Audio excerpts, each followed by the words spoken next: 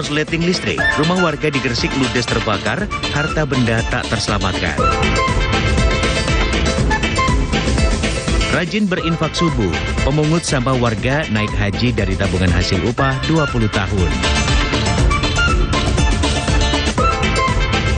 Ubara gelar seminar nasional modernisasi penguatan penegak hukum Polri dalam RUU KUHP untuk hukum yang lebih baik.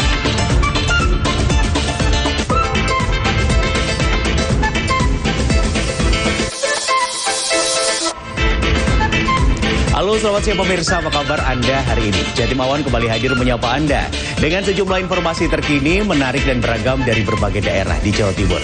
Pemirsa bersama saya Helmi Kahaf, berikut Jatim Awan selengkapnya.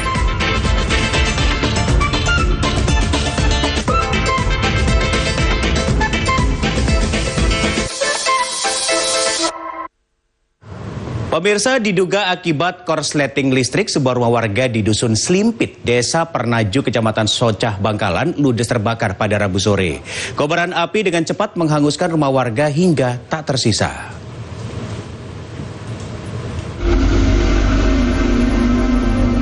Diduga akibat korsleting listrik, sebuah rumah warga di Dusun Slimpit, Desa Pernaju, Kecamatan Socah, Bangkalan, ludes terbakar pada Rabu sore. Suasana yang hening berubah kepanikan pemilik rumah yang meminta pertolongan.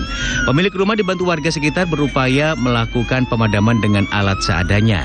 Namun kobaran api cepat membesar karena sebagian material bangunan dari kayu membuat api makin membesar dan cepat merembet. Menerima laporan warga, 2 unit tempur pemadam kebakaran Pemkab Bangkalan dikerahkan ke lokasi untuk pemadaman. Petugas akhirnya berhasil memadamkan api 2 jam kemudian.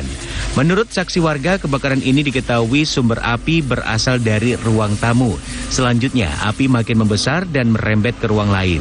Pemilik rumah bersama warga sekitar langsung berupaya menyelamatkan barang-barang berharga dari dalam rumah. Meski gagal menyelamatkan harta benda, namun pemilik rumah berhasil mengevakuasi 1 unit kendaraan. Awalnya saya kan juga mau menjelang maghrib ini kan saya mau mandi terus mau sholat asar, terus tiba-tiba saya melihat asap yang tiba-tiba muncul dengan asap yang begitu tebal, terus saya curiga, saya menghampiri ke ruang tamu, jadi sudah api itu sudah banyak, sudah besar, saya nggak nututi, beberapa semua nggak ada sisa, bahkan berkat-berkat saya dari dokumen segala macam sudah nggak ada, cuma barang-barang kayak kendaraannya itu yang terselamatkan. Dari keterangan Dinas Damkar Bangkalan menjelaskan bahwa kebakaran tersebut telah menghanguskan 2 rumah milik Abdurrahman. Namun 2 unit tempur damkar yang datang ke lokasi tak bisa menyelamatkan rumah korban. Kebakaran telah terjadi di Dusun Slimpit, Desa Pernaju, Kecamatan Socah, itu menimpa 2 rumah sekaligus karena kebetulan rumahnya itu berbahan kayu. Diduga untuk sementara penyebab kebakaran adalah korslet dari listrik. Ada korban jiwa? Untuk korban jiwa alhamdulillah tidak ada ya. Meski tak ada korban jiwa, namun kerugian material akibat kebakaran ini diperkirakan mencapai ratusan juta rupiah. Muhammad Sahid, CTV. Pemirsa, akibat tak waspada saat menyeberang, seorang pengendara motor tewas tertabrak pengendara motor lain di Jalan Raya Mojowarno, Jombang pada Kamis dini hari. Korban sempat terseret sebelum akhirnya menabrak tembok jalan.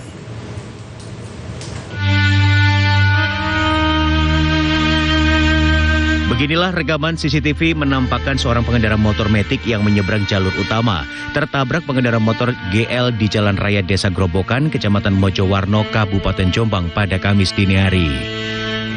Kerasnya benturan membuat Randy Okta Ramadan 20 tahun pengendara motor GL tewas di lokasi. Buruh pabrik asal Dusun Serning, Desa Banjar Agung, Kecamatan Bareng, Jombang yang pulang lembur kerja ini mengalami luka serius di kepala. Sedangkan pengendara motor metik yang dikendarai Hendri Windaka 63 tahun asal Desa Primpen, Kecamatan Belulu, Lamongan mengalami luka berat. Kecelakaan terjadi saat pengendara motor metik berjalan dari arah barat keluar dari jalan kampung. Saat hendak menyeberang di perempatan Jalan Raya Grobokan, pengendara metik diduga tak memperhatikan arus lalu lintas dari arah utara saat menyeberang ke arah timur. Akibatnya motor Matic tertabrak motor GL yang melaju kencang dari arah utara menuju selatan. Keduanya langsung terjatuh ke aspal dan terseret hingga 10 meter. Naas, tubuh pengendara GL langsung menghantam tembok pagar dan meninggal di lokasi. Korban tewas dan korban luka langsung dilarikan ke RSK Mojowarno dan kasus ini dalam penanganan unit Gakum Satlantas Polres Jombang. Saiful Mualimin, CTV.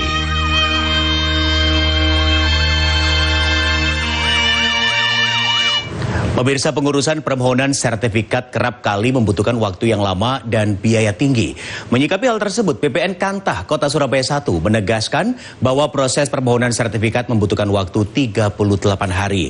Proses itu membutuhkan kelengkapan berkas secara clear and clean atau tidak dalam sengketa.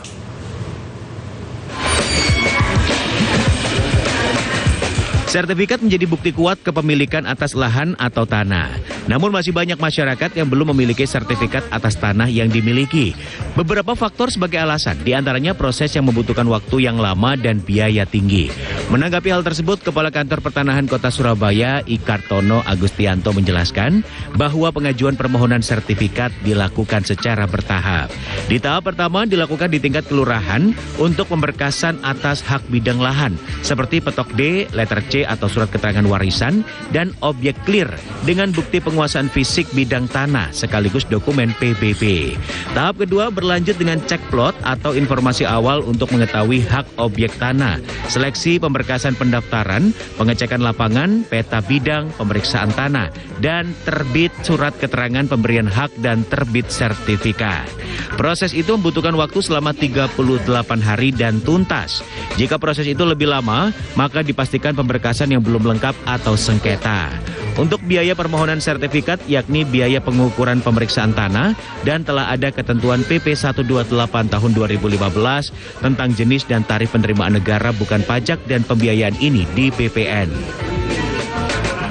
Sebetulnya kalau lancar semuanya, argo berjalan itu dari awal didaftar sampai dengan terbit sertifikat 38 hari sudah selesai. Kalau tidak ada permasalahan-permasalahan masing-masing pentahapannya, apakah itu di pengukuran, apakah itu di pembersihan tanah, dan kelengkapan berkas lainnya. Biasanya itu akan melebihi stop manakala ada permasalahan, misalnya apakah itu kurang lengkap, berarti kan harus melengkapi dulu berkasnya, apakah itu ada kesalahan-kesalahan yang perlu diperbaiki, ada juga mungkin sengketa-sengketa yang perlu diselesaikan duluan, baru bisa proses lanjut. Itu. Insya Allah kalau semuanya sudah lengkap, semuanya sudah oke, gitu ya cepat. Hingga April tahun 2025, BPN Kantah Kota Surabaya 1 menerima berkas sebanyak 278 bidang dan 25% sudah tuntas. Sedangkan 20% masih dalam masalah berkas dan sengketa. Dewi Imroatin, CTV. Pemirsa, kami segera hadir dengan informasi keberangkatan calon jemaah haji dari Madura di Asrama Haji Surabaya. Tetaplah bersama kami di Jatim Awan.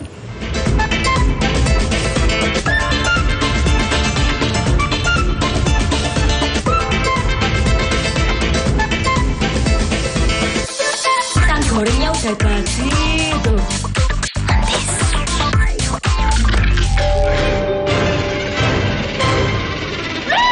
Ini kok jadi beruatakan gini? Apa mbak?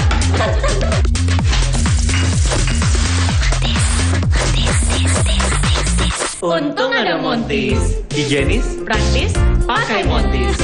Dan nyaman, bahagia bersama.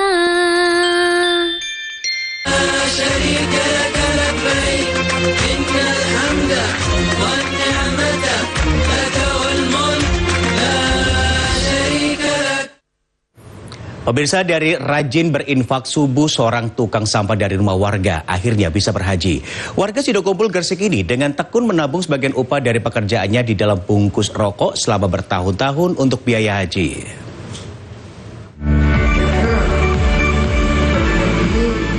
Dengan wajah berseri-seri, Bejo Purwasanto, warga Jalan Panglima Sudirman, Sidokumpul, Gresik, bisa membayangkan bagaimana bisa menginjakkan kakinya di Tanah Suci Mekah untuk berhaji.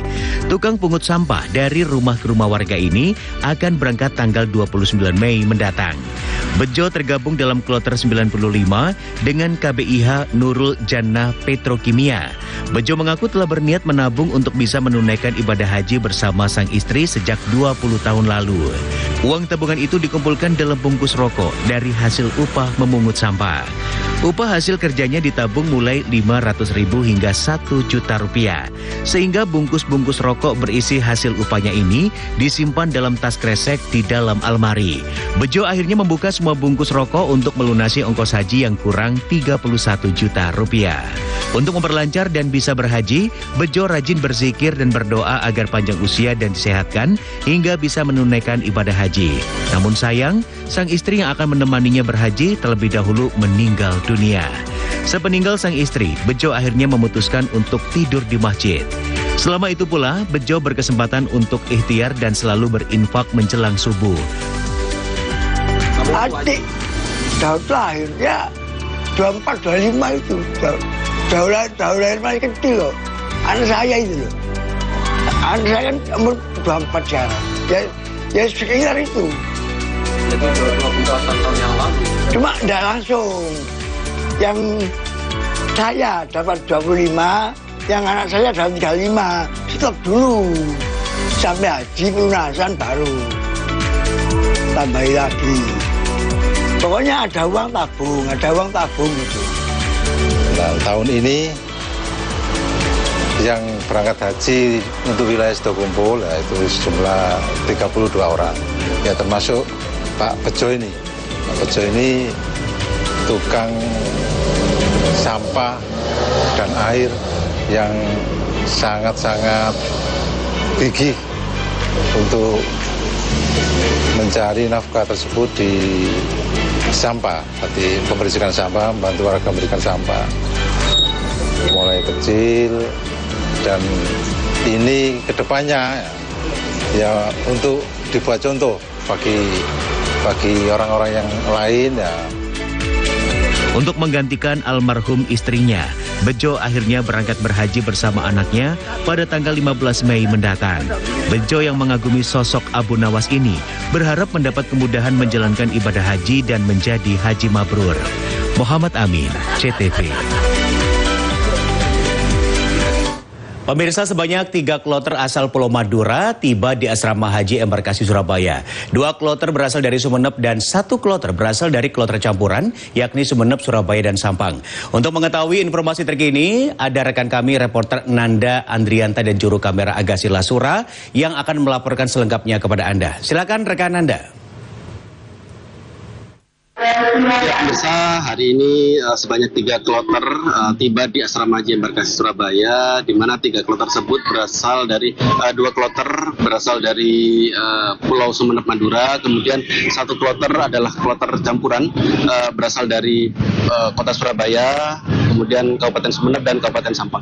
Kemudian pemirsa, 1 kloter lagi berasal dari Sampang akan dijadwalkan tiba pukul 9 waktu Indonesia Barat nanti, di mana 1 kloter atau 1 kelompok terbang berisi atau berjumlah 380 jemaah, sehingga total 4 kloter yang sudah tiba dan akan tiba nantinya akan berjumlah 1.520 jemaah calon haji.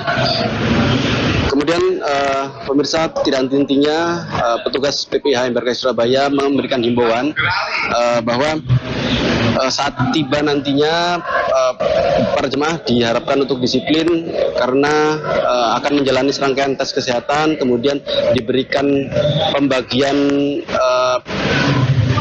paket obat begitu, kemudian ada diberikan pembagian gelang pengenal, dan kemudian ada pembagian living cost untuk bekal selama perjalanan atau selama hidup di Tanah Suci.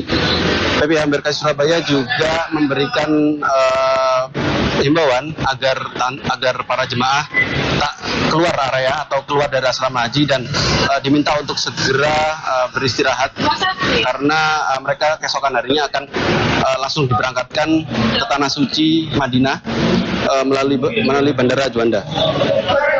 Selain itu pemirsa, keteguhan dan ketabahan juga wajib dilalui para jemaah seperti kelompok terbang yang datang hari ini. Mereka datang dari Kabupaten Sumeneb hingga pulau terluar di Madura seperti Pulau Masalembu.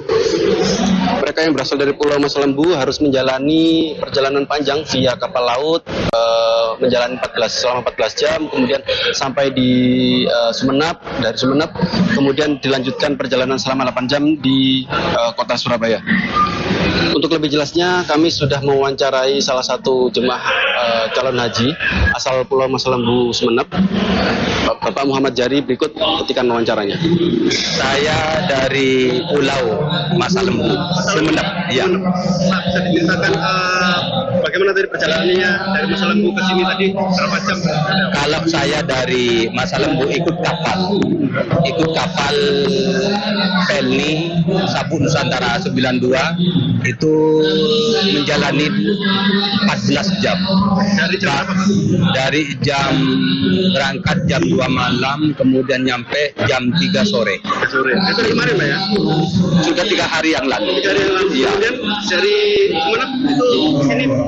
Dari Sumeneb ke sini tadi malam berangkat jam 12. Ini baru nyampe ini dari jam 8 sudah masuk di asrama haji Sukalilo Surabaya. Jadi di Sumeneb di transitnya di mana? Di Masjid Tangkil itu, masjid dekat Suramadu itu kita jemaah sholat subuh secara berjemaah. Maksudnya dari Masalembu ke Sumenebnya itu ditransitkan kemana? Kalau dari Masalembu ke Sumeneb itu kapal langsung karena cuaca agak ekstrim buruk, maka kapal ya penuh dengan hati-hati. Itu seperti itu. Dan transit langsung ke pelabuhan Masalembu, kemudian pelabuhan Kalianget Sumeneb. Bagaimana perjalanan dari Masalembu ke Surabaya sudah begitu panjang, kemudian mempersiapkan dirinya bagaimana, Pak? Ya, jadi sebelumnya kami dari Masalembu terutama ya karena itu jauh sebelumnya ya gimana menjaga kesehatan karena kapal itu cuaca gelombang agak tinggi, maka kami sebelumnya banyak persiapan terutama kesehatan, makan dijaga, kemudian semuanya dijaga. 4 kloter haji yang tiba pada hari ini nantinya akan diberangkatkan secara bergiliran esok hari, yakni hari Jumat pukul 1 dini hari, kemudian ada yang pukul 6 pagi, kemudian dilanjut pukul 11 malam waktu Indonesia Barat. Dari Asrama Haji Embarkasi Surabaya, Nandan Rianta dan juru kamera Gasila Sura melaporkan kembali ke studio. Baik, terima kasih rekan Nanda atas laporan Anda dan selamat bertugas kembali. Pemirsa, informasi tentang pantauan arus lalu lintas dari RTMC Polda Jatim dan Polres jajaran bersama JTV akan hadir sesaat lagi. Tetaplah bersama kami.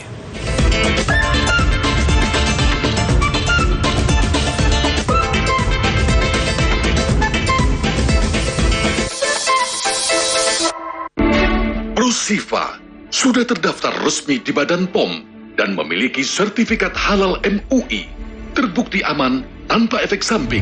Seminggu saya konsumsi rutin Prosifa, akhirnya bisa sembuh. Saya dulu sering mencoba produk-produk lain, tapi hasilnya tidak nyata seperti produk Prosifa ini. Ingin sehat? Minum Prosifa.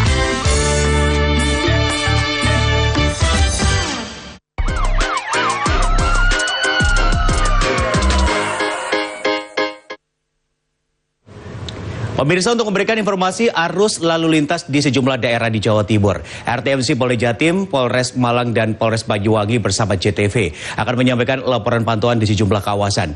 Saat ini ada Bribda Raisa, anggota Ditlantas di RTMC Polda Jatim. Selamat siang rekan Raisa, bagaimana pantauan Anda di RTMC Polda Jatim hari ini? Silakan. Baik, terima kasih rekan Helmi di studio. Selamat siang, dengan saya Bribda Raisa melaporkan langsung dari RTMC Ditlantas Polda Jawa Timur pada hari Kamis 8 Mei 2025 pukul 10.52 waktu Indonesia Barat. Kami akan melaporkan kondisi terkini di Tanjakan Lawang, Kali ini dapat kita saksikan bersama arus lalu lintas menuju arah kota Surabaya terpantau ramai lancar, sedangkan dari arah Lawang menuju kota Malang pantau ramai lancar dan kondusif. Demikian laporan arus lalu lintas dari Tanjakan Lawang. Selanjutnya kita beralih ke Simpang 3 Mengkreng. Kita saksikan bersama di mana hari ini cuaca terpantau cerah. Arus lalu lintas dari arah Jombang ke Nganjuk terpantau ramai lancar.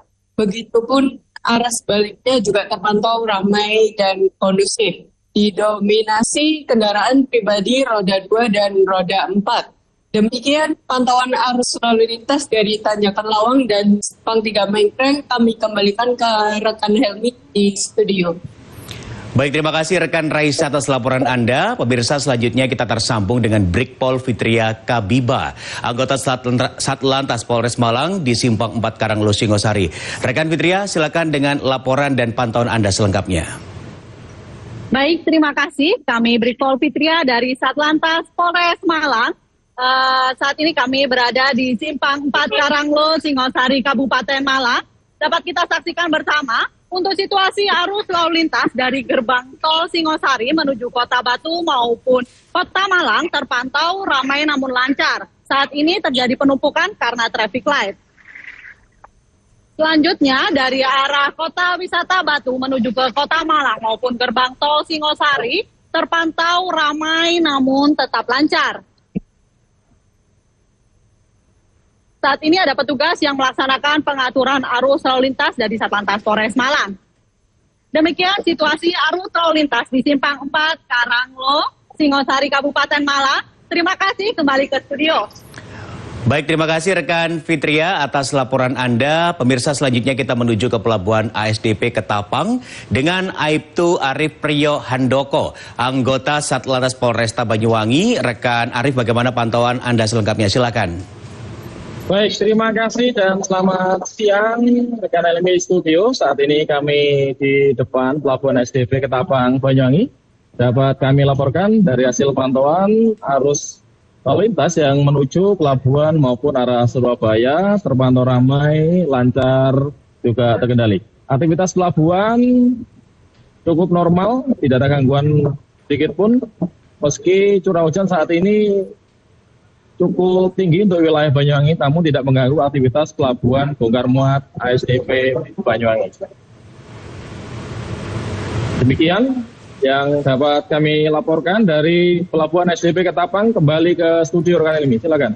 Baik, rekan Arif, terima kasih atas laporan dan pantauan Anda. Kita kembali ke Bribda Raisa di RTMC Polda Jatim untuk memberikan himbauan kepada masyarakat, terutama pengguna jalan. Silakan rekan Raisa. Kami mengimbau kepada para pengguna jalan tetap mematuhi rambu-rambu lalu lintas. Untuk pengemudi roda 4 selalu gunakan sabuk pengaman Anda, dan untuk roda 2 gunakan helm Anda saat berkendara.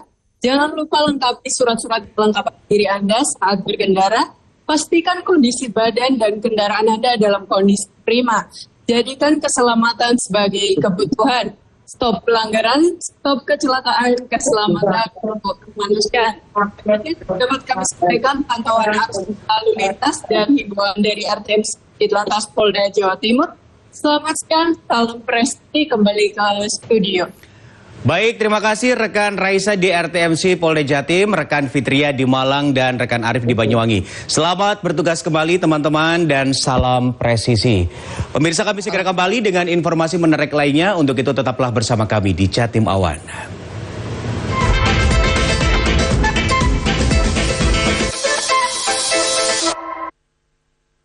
Yuk mari datang dan ramaikan belusuan Kampung Bangkit bersama Sarimi. Tentunya akan ada jalan sehat dan ikuti juga senam bersama. Lomba kreasi bungkus Sarimi, mukbang bersama Sarimi, lomba kreasi masak bersama mie telur cap 3 ayam, hiburan musik dan juga berbagai door prize menarik. Hari Minggu 11 Mei 2025 mulai jam 6 pagi di halaman Balai Desa Banjar Kemuning Sedati, Sidoarjo.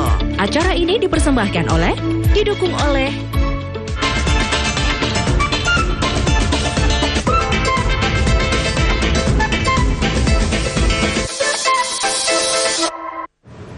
Pemirsa, seorang ibu rumah tangga di Kota Kediri sukses menekuni usaha kerajinan rajut. Berkat keahlian dan ketekunannya, hasil karya rajutannya ini yang indah mampu menembus pasar internasional. Dan pemirsa, informasi ini sekaligus menutup perjumpaan kita dalam program Jatim Awan edisi hari ini. Mewakili kru yang bertugas, saya Helmi Kahaf pamit undur diri. Selamat siang dan salam CTV 100% Jawa Timur.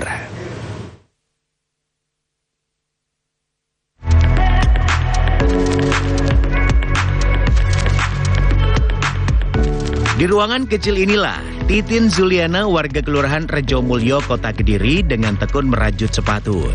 Wanita 43 tahun ini telah memproduksi berbagai jenis kerajinan rajut untuk memenuhi pesanan dari pembelinya. Usaha ibu dari 4 anak ini telah berjalan sejak tahun 2016 lalu. Berawal dari hobi yang dipelajarinya secara otodidak hanya untuk mengisi waktu luang. Namun kini ketekunannya saat merajut justru mendulang rupiah. Dari usahanya, Titin Zuliana mampu membuat ratusan karya rajutan. Hasil karyanya pun dilirik oleh peminat kerajinan dari luar negeri melalui media sosial. Karya seni rajut mulai dari sepatu, tas, dompet, dan jaket telah diburu pembeli. Bahkan sepatu rajut karyanya terjual hingga ke pasar Singapura, Taiwan, hingga Prancis. Maka tak heran jika Titin mampu meraup untung hingga jutaan rupiah setiap bulan dari hasil karya rajutannya. Untuk terjual sejauh ini pernah ke Taiwan, pernah ke Paris, ke Singapura. Kalau di Indonesia kota-kota besar kira-kira? Indonesia ya untuk di paling jauh di daerah Kalimantan. Untuk sepatu mulai dari harga 100 sampai 250. Oke, kalau tas? Kalau tas kurang lebih dari 200 sampai 250, 300 tergantung dari bahan lunak. Tas dan sepatu rajutan karya Titin memiliki model yang unik dan bertahan lebih lama jika dibandingkan dengan model lainnya. Maka karya rajutan Titin selalu menarik minat pembeli. Mau beli tas sama sepatu rajut. Untuk siapa, Mas? Untuk ibu saya, Mas. Kenapa Mas kok memilih membelikan sepatu rajut, kok nggak sepatu-sepatu seperti biasanya? Karena unik, Mas. Lebih kayak apa ya? Jarang, masih jarang ya yang pakai ya. Ya itu sih, Mas. Beli dua itu harganya berapa, Mas? Sekitar 300-an lah. Tadi tahunya tempat ini dari? Tahunya dari medsos. Dari hasil ketekunannya ini, Titin mampu memproduksi puluhan karya rajutan yang dibanderol mulai harga Rp50.000 hingga Rp300.000 sesuai kerumitan, keindahan, serta detail rajutan. Beni Kurniawan, CTV.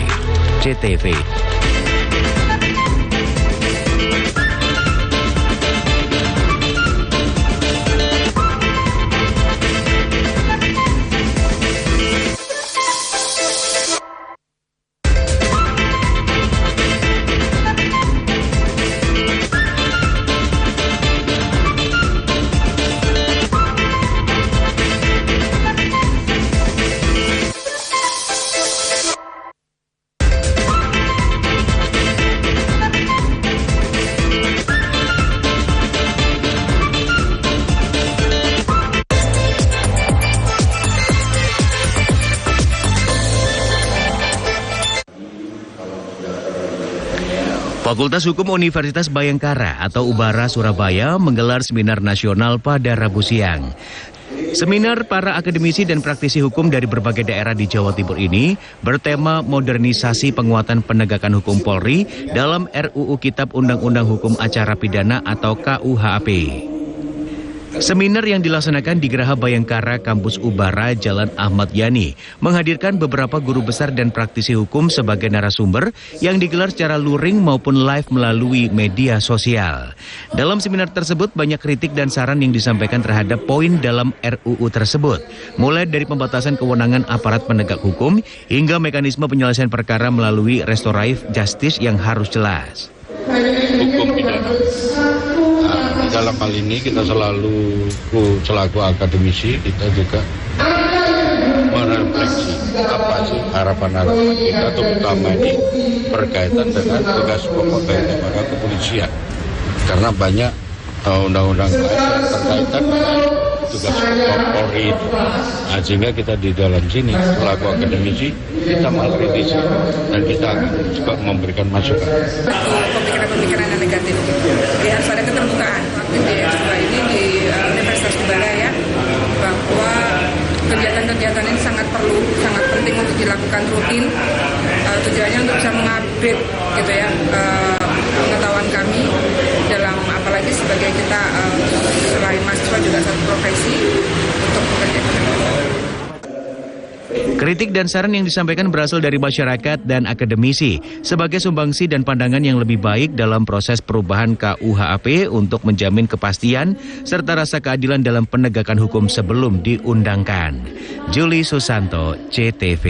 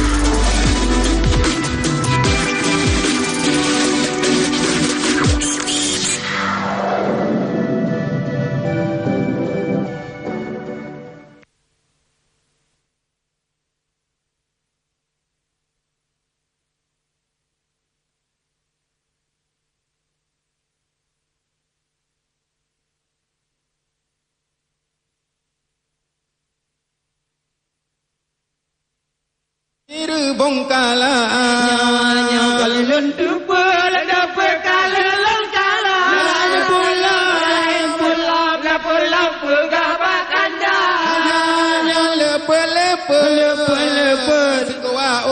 sikuah udu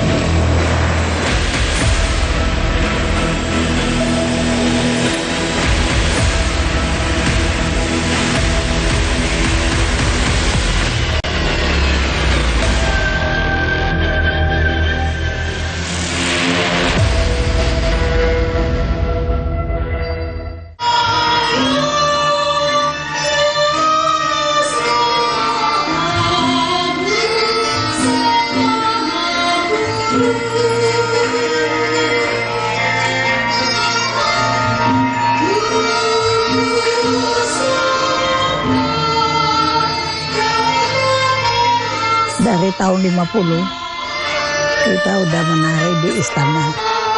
Tari gending Sriwijaya itu pertama menari waktu itu di daerah, di lahan. Kita lagi sekolah. Yang mengajar nari ini ibunya dulu, Ibu Sukaina. Jadi kita meneruskan. Jadi dulu kalau ada tamu-tamu dari luar negeri, kalau di Jakarta kita dipanggil dari Palembang untuk tari gending Sriwijaya. Senang sekali Bapak di ini. Kan mengingat dulu waktu kita masih muda-muda dulu suka nari. Sekarang sudah umur 94. Agar dilestarikan tarian-tarian itu.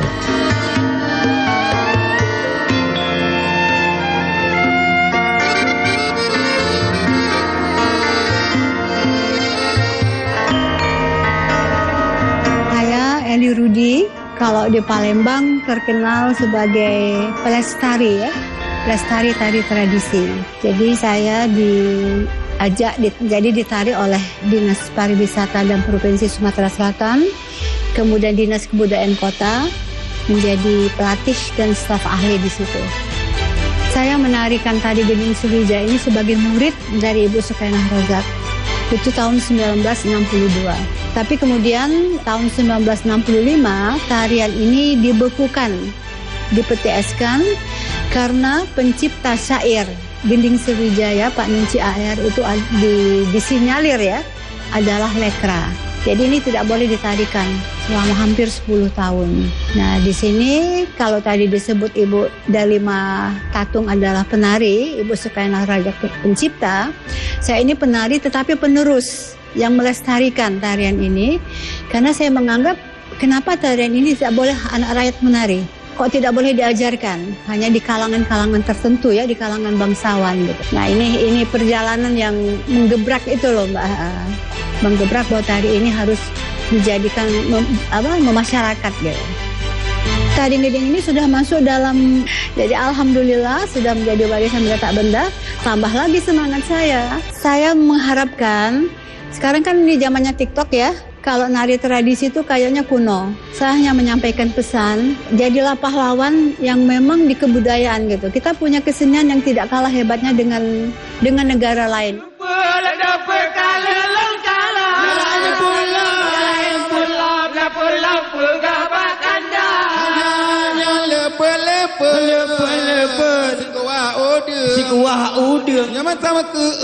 Namanya saya dari Sleman, sekolahnya SR dulu, masa kecil SR, umurnya kira-kira 4, kalau keramaian ada serti, aku ikut lihat.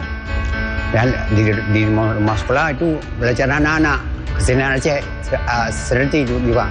Maka itu kalau celah tidak ada kawan, aku masuk dengan celah Mongna yang terkenal di Aceh. Dan udah itu kalau pergi ke Kelansa, aku ikut tukang cuci. Begitulah kesenian Aceh. Mau, suka lah. Tertariknya gembira lah, semangat.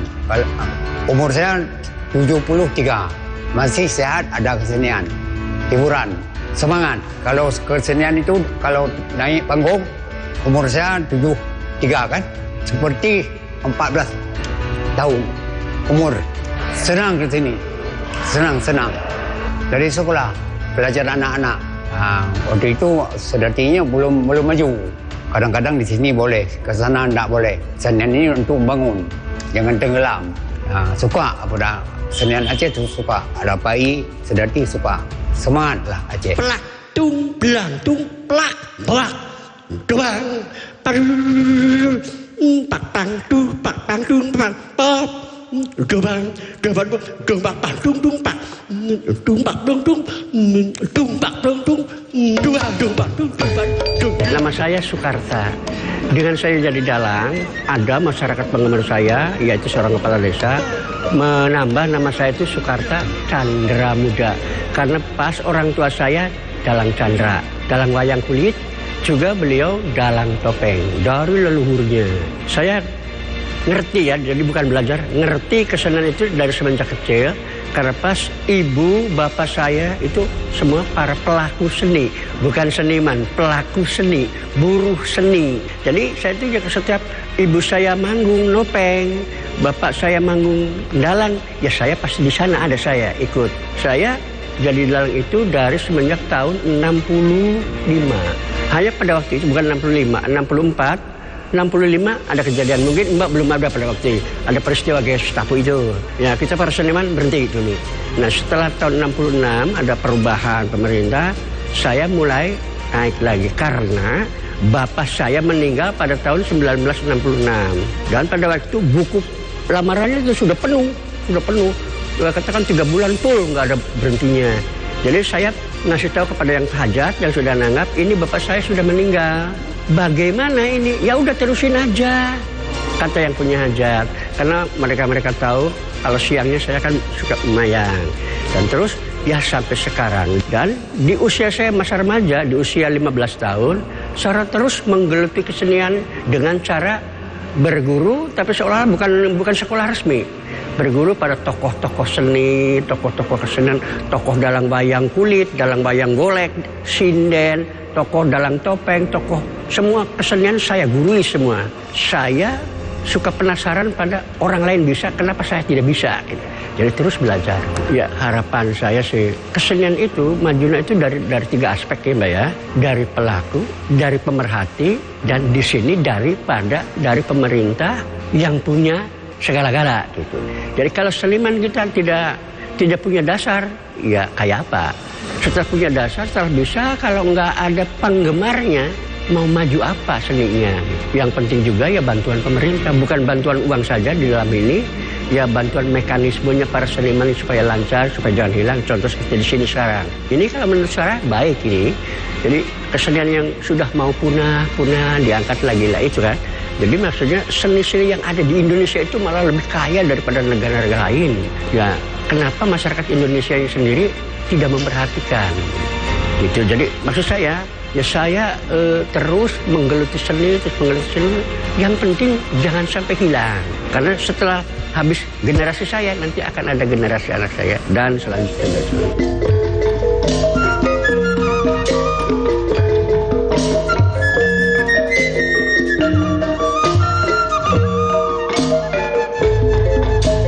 Awal ketemu dengan Mimis itu dari semenjak tahun 1979. Dia memang ulet sekali Mbak.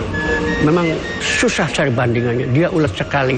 Dari anak-anak sampai ya gadis sampai sekarang seusia. Tapi masih tua saya usianya. Beliau dilahirkan tahun 1950.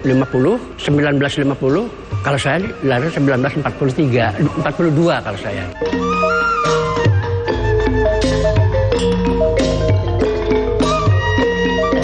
Kedokku, ping itu, kedok, jajan, kedokku, juga jajan.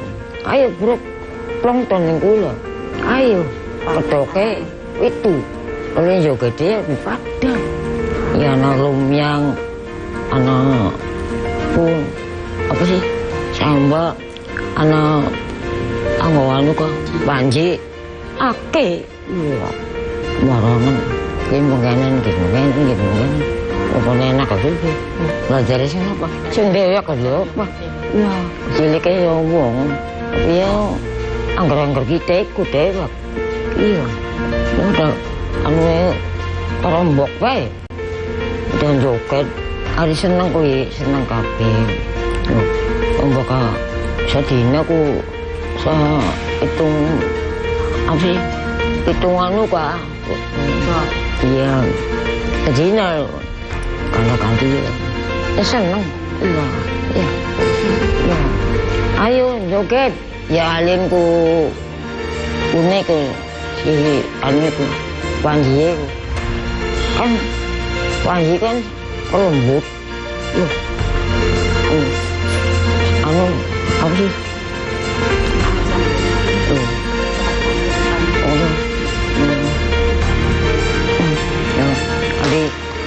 Alon,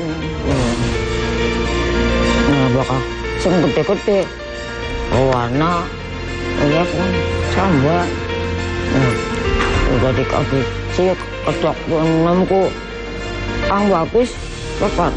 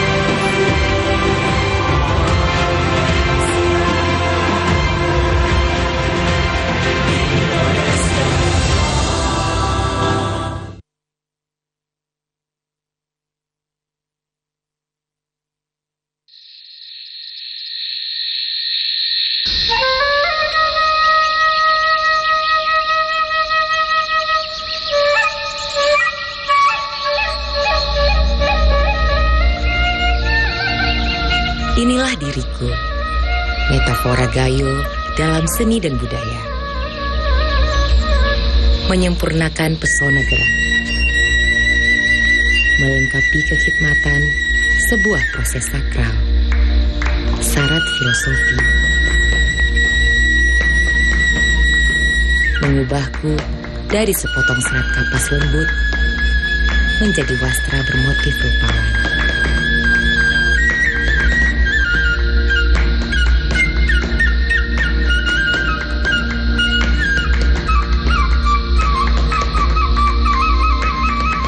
Aku lahir di sini, tanah Gayo.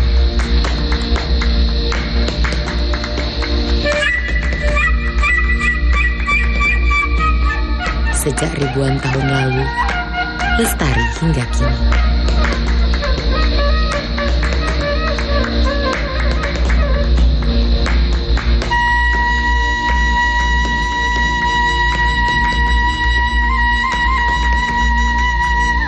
Aku adalah Kerawang Gayo.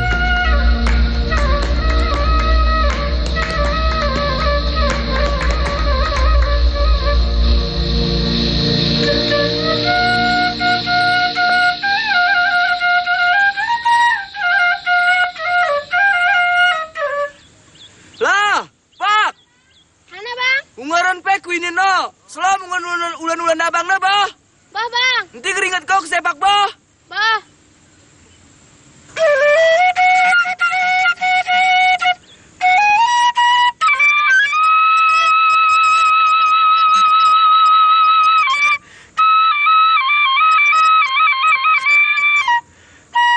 Disinilah Kerawang Gayo lahir. Sejak lama, Kerawang Gayo menjadi kain bermotif yang selalu tersimpan di setiap rumah tangga di wilayah tengah Provinsi Aceh ini.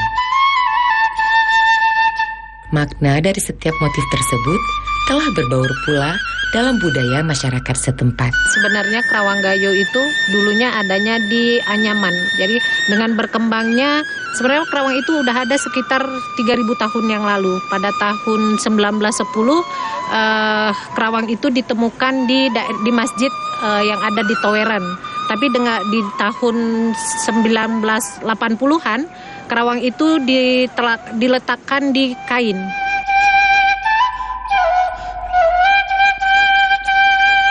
Bukti arkeologis dari motif Kerawang Gayo yang tertua yang ditemukan di dataran tinggi Gayo ini sekitar 4.000 tahun yang lalu. Motif ini masih sangat sederhana, yaitu berpola gores dan titik saja. Cikal bakal dari motif Kerawang Gayo ini adalah dibawa oleh masyarakat dari budaya Austronesia yang dibawa oleh ras Mongoloid yang bermigrasi ke daerah dataran tinggi Gayo ini sekitar 5.000 tahun yang lalu. Pada masa ini motif yang muncul masih sangat sederhana, yaitu baru motif titik dan motif gores. Kerawang Gayo adalah media yang paling populer di Gayo. Kain tenun maupun kain modern menjadi media seni Kerawang dan memiliki basis konsumen loyal hingga kini. Kerawang Gayo sesuai dengan namanya identik dengan simbol-simbol. Simbol-simbol ini adalah hasil dari buah pikir dari pemangku atau tokoh adat di masa lalu yang secara cermat memikirkan tuntunan dan tatanan berbagai aspek kehidupan masyarakat. Sehingga diharapkan masyarakat Gayo dapat memegang teguh pedoman berperilaku sesuai simbol-simbol yang ada. Pertama adalah peradaban dari masyarakat Gayo. Peradaban masyarakat Gayo meliputi 4 unsur. Pertama adalah amanah, kedua cerdas, ketiga tertib, keempat setia. Itulah peradaban Gayo. Detik sana kengon mi ko jantung tangke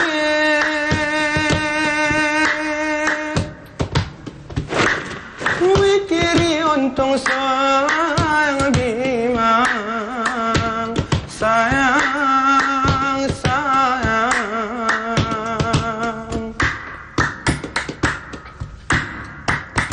Sebagai salah satu warisan budaya bangsa, Kerawang Gayo menyimpan banyak pesan moral, petuah, dan amanah leluhur.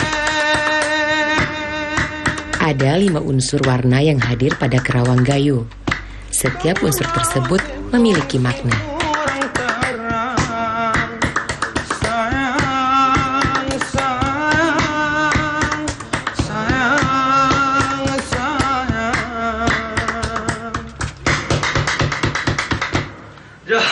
Gulpede kesaku boh, nampe sini boh. Kesemian kau, mian ya. No, boh, hari-hari boh. Hati-hati bos kungkap kesikoin.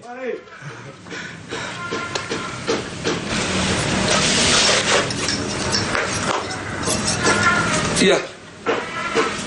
Kenapa? Genit krosong ke kanak gerbeti kulubana.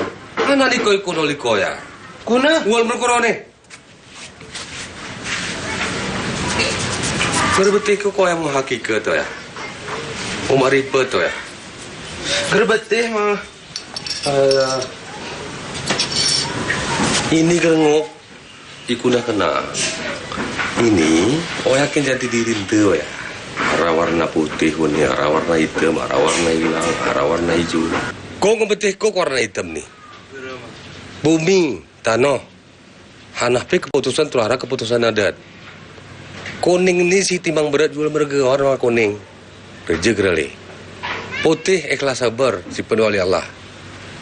Renya hilang ni pemutus puri bijaksana, cerdas, pandai betih sisi miskin sisi nyanya. Ijo ada sertu hamiku turah jeroh orang madeli. Di sini waktu ni hamba tuan. Bah, ketiba ham lo ko ya. Turah kita regai ini sebagai rayah te, kuna kita jadi Tuhan. Yang ini filosofi, ketiba ham ko. Intinya ko gas celon orangnya ko nol ko kone. Bah, mah. Kemudian masyarakat Gayo tidak mungkin hidup sendiri. Anak lahir harus ada bidan. Orang mati ada penggali kuburan. Bersawah dengan gotong royong, maka digambarkan dengan rantai. Ini rantai menggambarkan kegotong royongan. Jadi ini adalah penjabaran daripada kepribadian yang saya apakan tadi, peradaban tadi. Pertama, orang Gayo harus cerdas. Orang Gayo harus setia. Orang Gayo harus tertib. Dan orang Gayo harus amanah.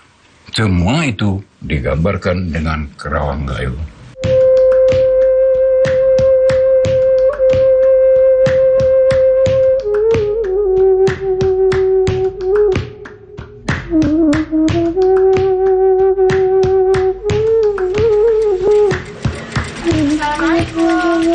Waalaikumsalam warahmatullahi. Ngulang nak? Mana? Nah, kene Bang Usnia nggak siap kok bulan ni. Oh, ngemari, ngemungo. Nah, gambar hana ni nak. Ini gambar motif gerali pucuk rebung.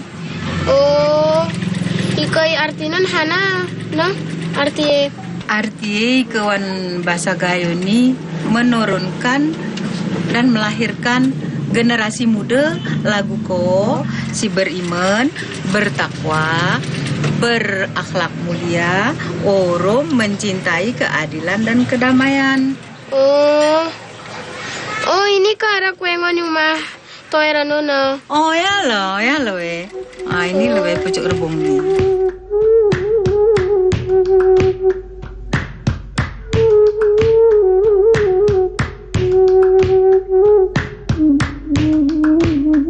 Bahan kerawang ini awalnya itu untuk upacara adat yang menggunakannya juga para tokoh-tokoh adat dan sangat kental di sini memang bahan yang sudah disulam itu untuk busana pengantin. Kini, mengikuti perkembangan zaman, motif pada Kerawang Gayo sudah mulai banyak diterapkan pada beragam produk lainnya. Seperti tas, selendang, gelang, peci, topi, dan lain sebagainya. Tidak hanya oleh masyarakat Gayo, tapi juga oleh siapa saja yang menyenanginya. Wen, entar aja, nanti lemam. Mana nyetir pora? Kita beli undangan ini. Ya. Mana nyetir? Sekarang Kerawang Gayo itu udah menjadi kostum keseharian. Di Gayo sekarang setiap hari Kamis itu mereka memakai kostum Kerawang Gayo. Wajib baik sekolahan, aparatur pemerintah wajib memakai baju Kerawang Gayo.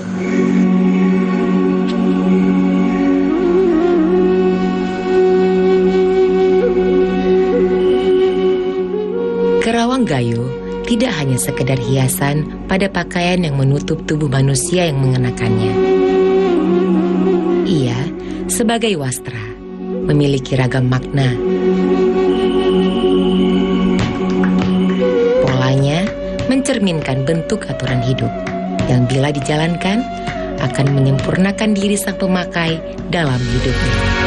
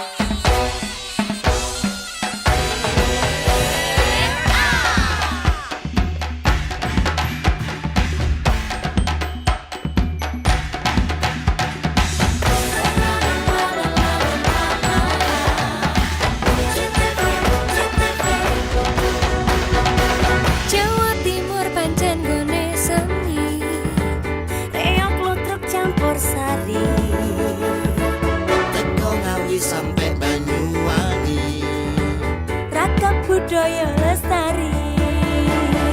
Mojo paet Singosari Kediri Kutingono.